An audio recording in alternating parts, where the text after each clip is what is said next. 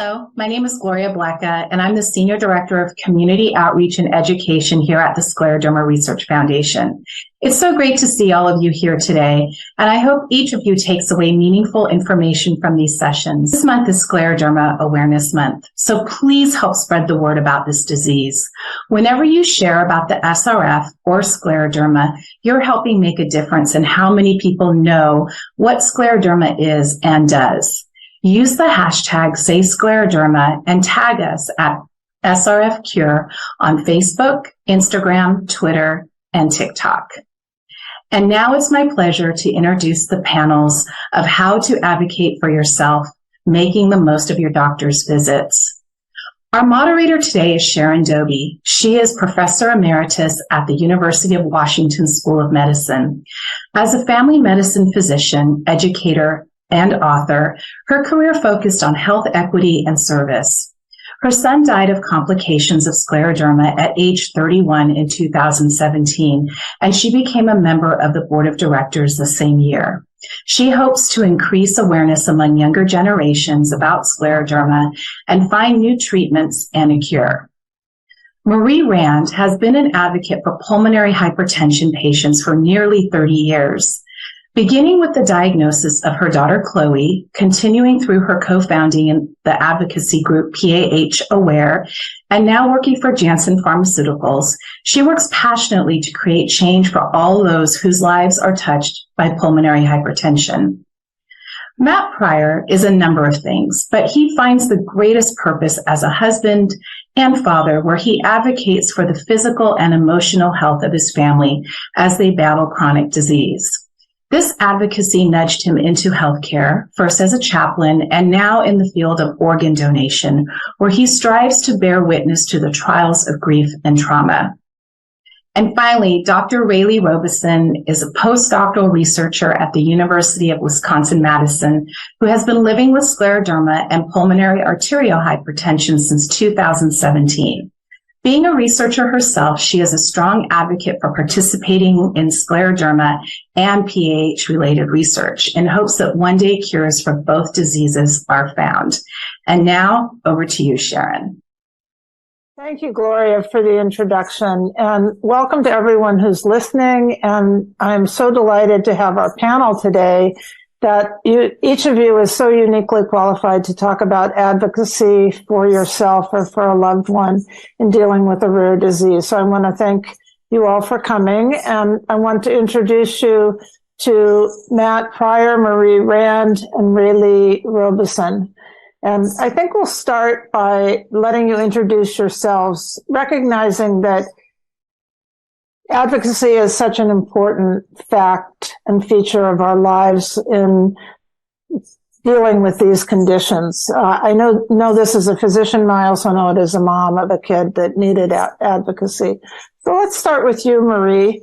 How did you advocate? Tell us a little bit about yourself. Thank you. Hi, my name is Marie Rand, and I started advocating back in the day before we had cell phones or basically the internet. So my type of advocacy was very different, but my journey was with my daughter, Chloe. She was born with multiple cardiac anomalies, and we traveled a 13-year journey together, where she had pulmonary hypertension. And, for me, what I learned was very early on, number one, understanding medicine was super important. Being able to communicate effectively with physicians changed the way that conversation would happen, and allowed us to have, allowed me to be able to care for Chloe in a more effective way. So keeping her home and out of the hospital was a really large focus for us. And I was very dedicated to writing everything down so that we ensured that we knew everything that was happening to her. And it actually was quite successful. And that's so important, that taking on that role of advocacy in a very concrete way. Matt, you also are a parent of a child with scleroderma. Tell us a little bit about yourself and your journey. Our daughter was diagnosed when she was 5, and the first signs of her having an autoimmune disease were Raynaud's phenomena. She had purple fingers while eating spaghetti, and she showed my wife with excitement, but it brought a lot of fear. And over the next number of years, she's 16 now, but the next number of years, we were consistently going to specialists, rheumatologists, and when she was 9, she was diagnosed with scleroderma. This has impacted our entire family, and it's pushed me into the healthcare field as a career. I started out as a chaplain, and I would support families through their grief and their trauma and their joys as well at a local hospital. And currently I work within the field of organ donation for an organization here in the Pacific Northwest, helping families have a second chance at life. And having Kate and her experience and our experience as a family has been an underlying push for me in that. And it's challenged me to bear witness to that of other parents and other people as they go through such things. We've wanted to help Kate through this since she started at 5. She didn't know everything that was going on. She knew she got extra treats after a doctor's appointment, but we wanted to help her learn how to be empowered herself, how to ask questions and be part of her own care plan. As parents, we wanted to learn and ask questions as well. And doing so allowed us to switch doctors early on from a doctor who had some of the answers, but not great care for our girl or us. And we found a doctor who had more answers and better care for our entire family. Yeah, that is so important, being able to find a care team that the whole family can work with and can be effective in optimizing the health of your daughter, yourself, whomever. So what about you, Rayleigh? You're living with scleroderma, and how's it been for you as an advocate for yourself? Yeah, so I have had scleroderma since 2017, as well as pulmonary hypertension.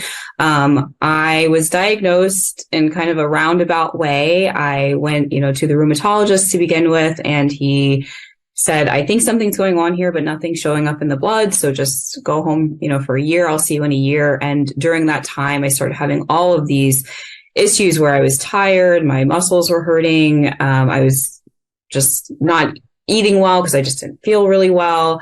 But I was also a PhD student at the time. So I kind of attributed a lot of what was happening to me to maybe just the stress of being a student.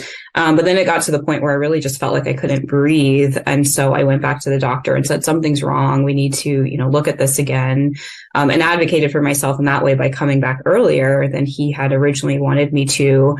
But at that time, we found out that I had pulmonary hypertension, and that's when I got my formal diagnosis of scleroderma. So in a weird way, I'm very grateful to my pulmonary hypertension, because I think had I not had those symptoms, then my scleroderma probably would have been able to progress a lot further than it was. And so despite everything, I've been able to finish my PhD. Now I'm living up in Wisconsin. I'm at the University of Wisconsin-Madison. I'm a postdoctoral researcher up there. I think especially having, exposure to research myself, I think that being an advocate is so important because it helps you get information. And information is really, really helpful to help weed out fear that is created by not having information. So for me, being a researcher, getting information not only, that helps me, that can potentially help other people has just been so impactful. And I think that having information, being an advocate for yourself really helps to weed out that fear that is created with this disease. Thank you. Thank you all. I think that you each touched on the idea of keeping track, having information, learning to understand the disease. And on that same subject, there's the whole topic of medications. And Maria, I wonder if you would speak to how you and Chloe work together to understand and manage her medications. Sharon, can you repeat the question? Sure. I have a weak internet connection. I'm sorry. Oh, that's okay. The whole idea of how the importance of knowledge and information comes to bear very clearly when we're talking about medications. And so each of you have had to navigate that minefield. And Maria, I'm wondering how you and Chloe handled understanding and managing her medications. So Our journey started when Chloe was so young. So Chloe had her first heart surgery when she was 8 days old. Her second when she was 8 months old. Her third when she was 18 months old. And the one at 18 months old was to close a hole in her heart. And we had discovered she had pulmonary hypertension. So she was actually the first person to undergo major heart surgery using the first drug in clinical trials for pulmonary hypertension. And the success of that surgery was what led to, in part, to furthering the study. So we were considered the early warriors of pulmonary hypertension. It was before anything was really known about it. And so in regard to medication management, I had to make a couple of interesting decisions. For one, Chloe was so small, it was going to be hard to administer medications and to keep her fluids regulated the way they needed to be, because she also had diabetes insipidus. So you can imagine, I took her home from the hospital with a VSD, and we were pumping fluids in to keep her sodium down, and then diuresing her to take fluids off. So it was just a constant. So she was, because I knew we ultimately put in a G tube so that I would be able to control that.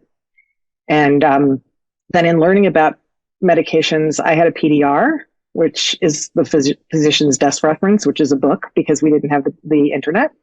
And I would look things up, and I had nurses in my house 24 hours a day helping me take care of Chloe for her whole life. So I had medical assistants on the ready, and I have 2 brothers who are doctors. So I did a lot of calling my brothers with my calling card on a payphone in the hospitals. But really what ended up happening is I built my medical knowledge in a way that most people don't that didn't happen for a lot of people, because I had a really strong army of people around me who were super well versed. And in regard to medication, boy, did I learn how to draw things up quickly, and knew how to dose things faster than I ever thought I would.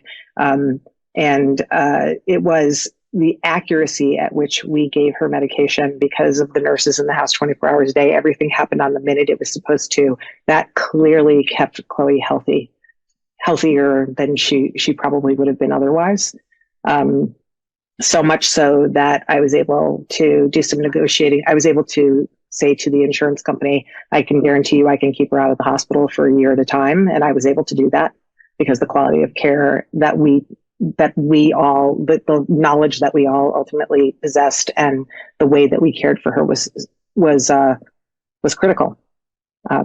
So it was an interesting journey with medications, because I was giving a newborn medication, like she was getting morphine in the hospital when they told me she couldn't even have Tylenol at home. It's a very different experience. Yeah. So it opens up. But I think what you're pointing to is the importance of understanding medication and managing it to sort of optimize health. Matt, what about you and Kate? She also was diagnosed young, and then, has grown up. She's now a teenager. Yeah. We had to learn how to ask a lot of questions. With her being so young, they didn't know, and we still don't really know what's going on and how to really help her. And the suggestions would come out of starting different medications, some of them heavier, and we had to ask a lot of questions and try to pause things. We knew that the moment we started some of the more intense medications, it would be a lifetime for her that she would be on. And currently we're coming on 6 years of her receiving weekly methotrexate injections. And we wanted to make sure that was appropriate, and we paused it for a while. We didn't just accept the first. We asked those questions, and we empowered Kate to do the same thing. As she's 16 now, she is making a lot of her own decisions in life. And as much as that scares me in general, it's also a scary thing when it comes to her health. And we really want to make sure that she knows the possibility of the long-term effects. She asks what those could be. We ask what those are. And we had to really, really be aware and be part of the team, not just the parents who accepted the suggestion from her doctor. Right. So part of what you're also alluding to is that you don't want, just because she's a child, it just gets done, rather than the questions get asked and answered. So, Rayleigh, you've gone through various processes with your own medications. You want to speak to that? Yeah. I think it's really overwhelming when you're on the receiving end of all of these new medications, and there's a lot of information that's coming at you. I particularly remember it was all so fast when I first got diagnosed. It was go in for this routine test. They found something that looked like pulmonary hypertension. They asked me to go to medical ICU. And then the next day I had all these doctors and nurses and pharmacists and everyone's coming, and it's very, very overwhelming. When you're trying to manage your disease to begin with. So it was really important for me to understand exactly what I was putting into my body and what I was being prescribed and what the drugs were designed to do. So again, I think just with my research background, I'm so used to reading research papers. And so I would a lot of times for the drugs see the clinical trial. And if they had published anything about that clinical trial, doctors would sometimes just send that to me because they knew that I liked reading these research articles. Even if you don't have access to those research articles, or you don't really understand them, sometimes just a summary or an abstract of those trials are available online. And a lot of times they get rewritten into blog posts and things like that that are a little bit more understandable, comprehensible. So I enjoyed reading things like that. I like to read the medication packets and inserts every single time that I come. I think a lot of the pharmaceutical companies are really good too about having a dedicated pharmacist that you can talk to when you're doing your counseling with them. So just making sure that I understand what I'm supposed to be taking, how I'm supposed to be taking it, and what the drug is designed to do. And if I'm not sure, then clarifying those things. And also looking for improvements that these drugs are supposed to be giving me when I'm going in for these different tests. So I had the experience where I was prescribed one medicine and I came to find out that it was for interstitial lung disease. And we did some testing and I found out I didn't have ILD. So I talked to my doctor at that time and said, this drug is for this specific, mechanism. I don't have that. So can we take me off this medicine? I don't think it's appropriate for me to be on that. And by having that type of conversation, we were able to say, let's discontinue from taking that. So, but it's very, very important that you have an awareness of what you're putting into your body. All three of you have spoken to the importance of maintaining some control and knowing when to do something and when maybe to pause and do less. And of course, Marie, you had to rely on the PDR and there was no internet, right? But there might have been the library in the hospital if you even had access to that. But you all are speaking to the same notion. And, gosh, we could go on and talk for hours, but I think we have time for maybe one more question. And that really has to do with your spirits and your mood and how you keep your spirits up, how you continue to live in the face of some pretty challenging times. Years, hopefully for you, Rayleigh, and has been years for you and was years for you, Marie. So Marie, can you start with that question? How did you kept your daughter out of the hospital? How did you also live with her?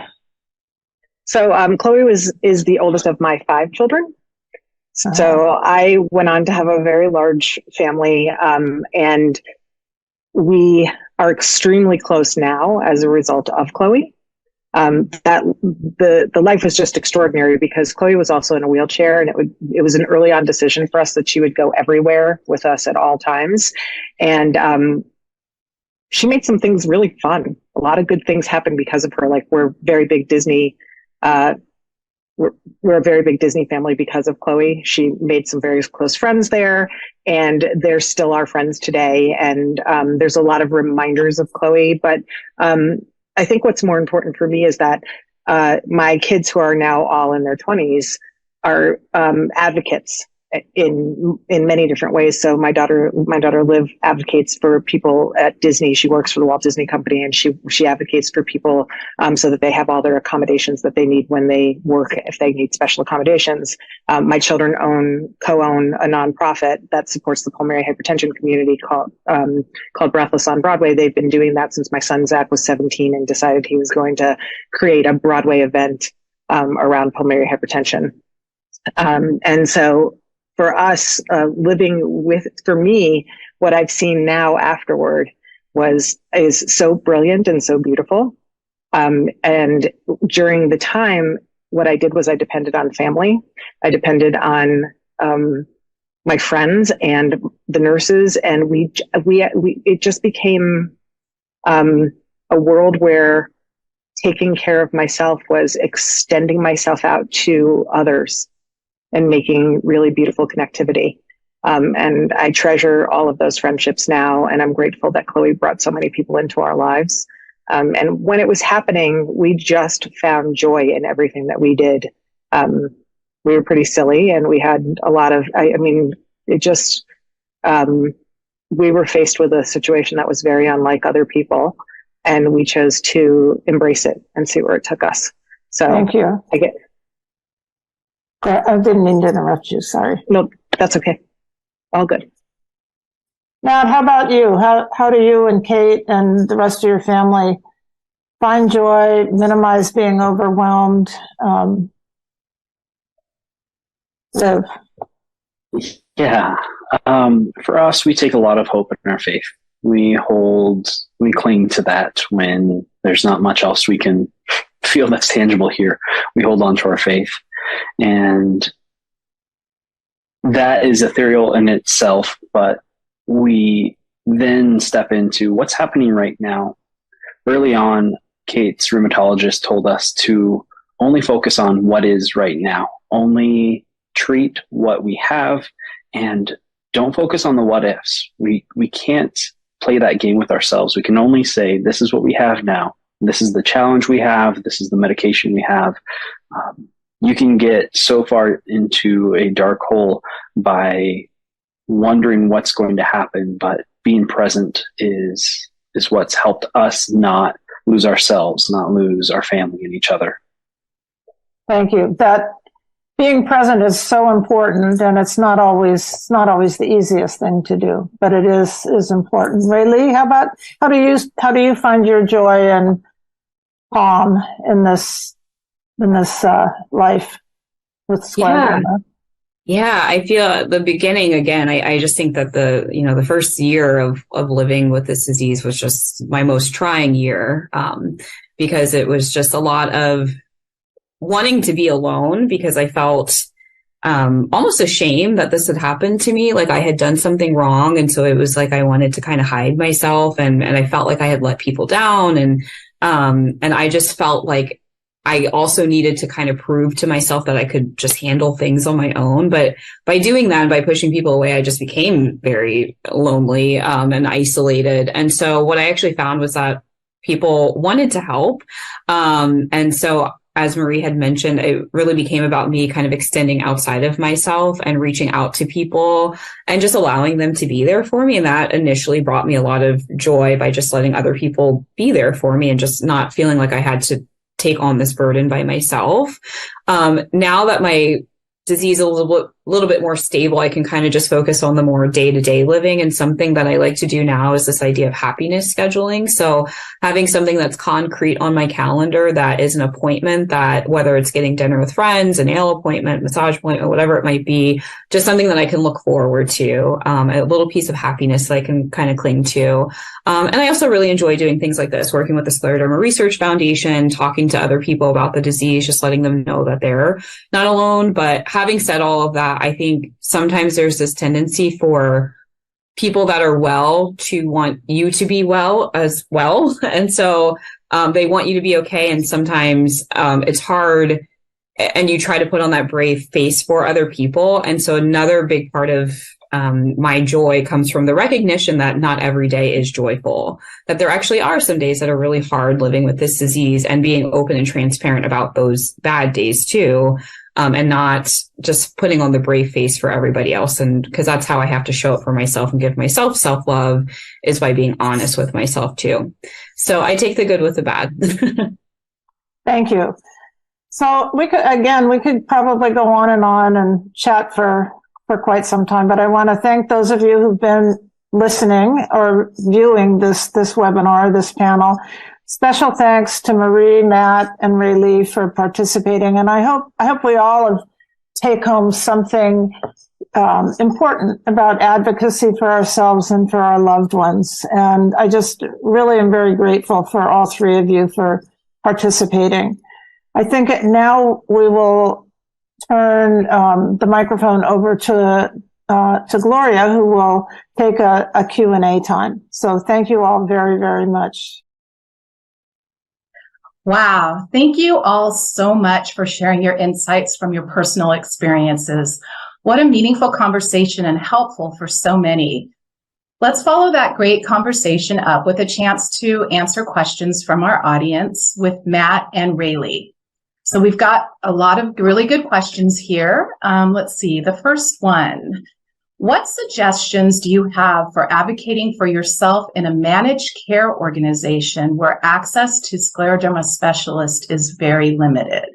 Rayleigh, I'm going to throw that one to you. That sounds good. Yeah, I think this can be really difficult because, certainly there aren't a lot of providers outside of some of those specialty clinics and situations that may have the information that you need. I think that there are some resources available through places like Scleroderma Research Foundation and other places I've seen online where you can actually find a list of some of those specialty scleroderma providers. So one way that you can start is just seeing if you would be able to, with like your insurance and things like that, get a referral to those particular types of clinics if those would work better for you. Of course, then that would come with additional considerations as far as transportation and insurance coverage and things like that.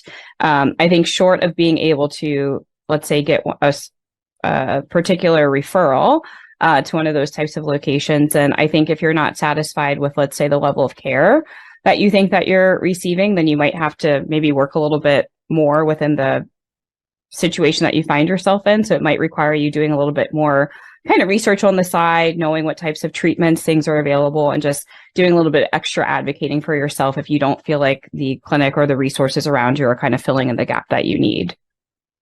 Great. Matt, do you have anything to add to that?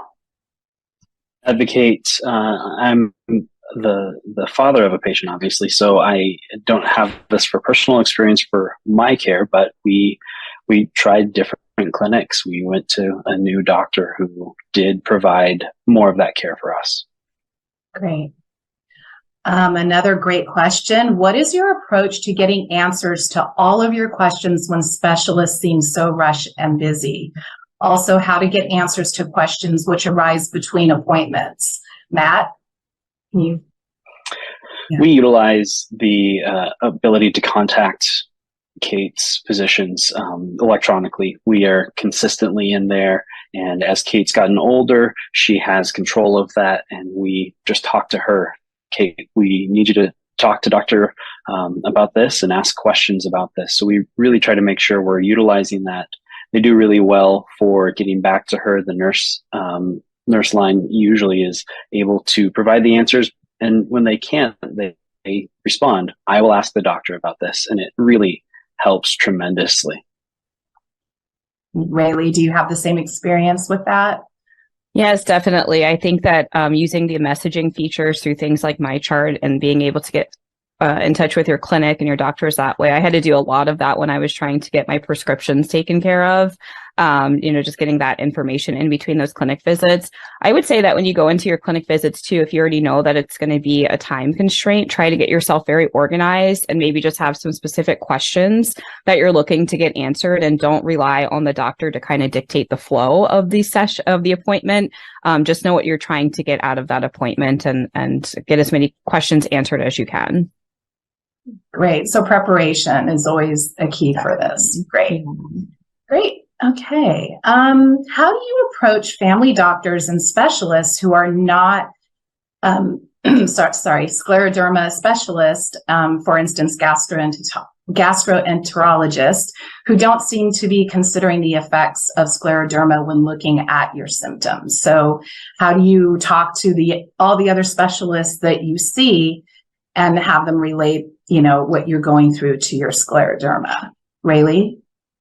Yeah, this can be really tricky because scleroderma does involve so many different systems. And the way that, healthcare is set up in the United States and a lot of other places is that people have their specialty and they tend to hyper-focus on that specialty. I can say that a lot of my doctors really haven't been familiar with scleroderma, unfortunately, and it's something that I'm constantly having to provide a little bit of education on. So you really have to know your stuff. I've had to even talk to anesthesiologists about, well, we can't do full anesthesiology, the full cocktail. We have to do a twilight cocktail, things like that. So I've had to really educate myself. That way I can educate them because, sometimes I don't think that it's even a malicious intent. I think that people just kind of know what their specialty is and they want to stick to those things. And all of my doctors, at least, have been very welcoming to get some of that extra knowledge that I've added to those appointments. Great. Matt? We've used our rheumatologist as the hub of information for every appointment we have surrounding from PCP on. The rheumatologist is the hub. Have you spoken to that doctor? Have you connected? What about this interaction for these things? And we try to make sure that she's included in those decisions and those conversations. Great. All right, here's a good one too. As a newly diagnosed patient with systemic sclerosis who is lacking education, how often should I be in contact with my care team? I've found that unless I consistently advocate for myself and outreach providers, I don't get adequate care or attention. What is the right balance in advocating for my needs while also assimilating this illness into my life without focusing on it too much? Matt, I'm going to let you start with that one. There's always a point when you're diagnosed with anything, and my background is in healthcare and a chaplain, so I work with these families when they have a new diagnosis. And for us, for our new diagnosis, there's the need to know enough of what you are going through now, and there's also a need to not push yourself too far down a rabbit hole that can create more angst and struggles. And that balance, there's no set time that I think anyone can really provide on how often to reach out to your doctor, but you need to make sure you know the immediate things, what's immediately going to happen. Find people that can be a support to you in this scenario, equal to where you are for your own ability to manage and handle the grief and trauma that you're going through in this.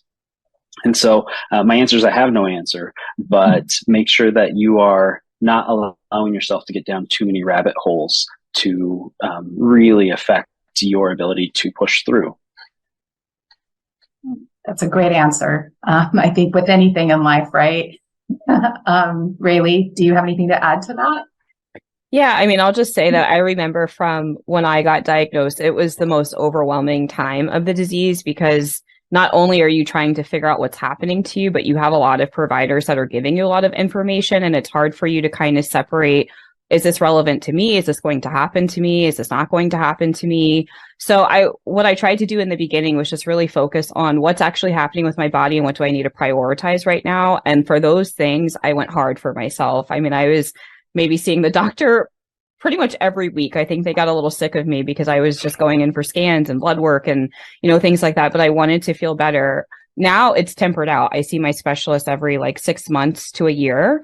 But it's changed as the disease has gone on. But I do think in the beginning, you need to be like a sponge and just soaking up all of the information because you don't know what you may need later on, down the road as the disease keeps progressing. Yeah, that's great. This is for Rayleigh, actually. I'm a medical provider, and I've always been embarrassed that I have this disease as well. I'm trying to become much more of an advocate thanks to all of these wonderful scleroderma organizations. So I think that's just a kudos to you for speaking out about your disease and being so vocal.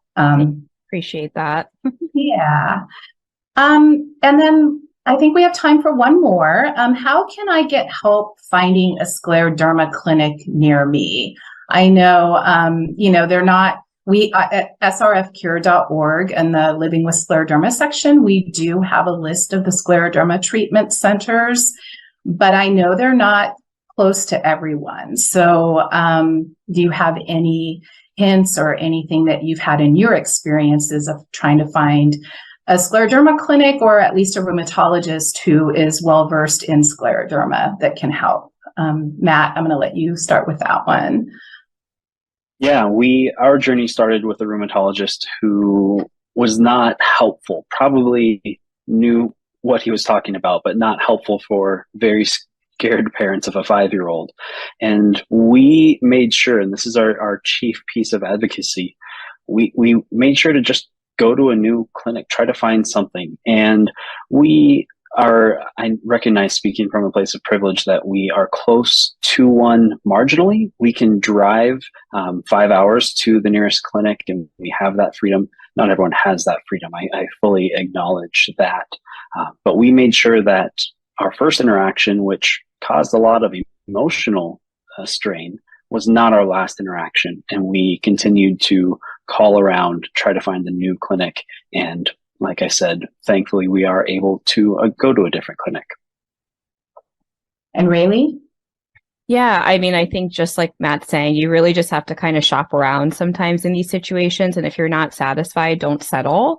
As best as you can, try different providers. If you're going to a smaller, maybe local community care center, maybe try going to a larger hospital in your area. Sometimes they tend to have more providers that are just available that you can pull from in those types of situations. So I would just say, just keep searching until you find one. I've never had the benefit of being able to see a dedicated scleroderma provider, but I have been very fortunate to see some rheumatologists that seem to know their stuff. But, that's not the case with every single provider that I've come in contact with. So just advocate for yourself in that way and don't settle just because that's maybe the only option you think that's available to you.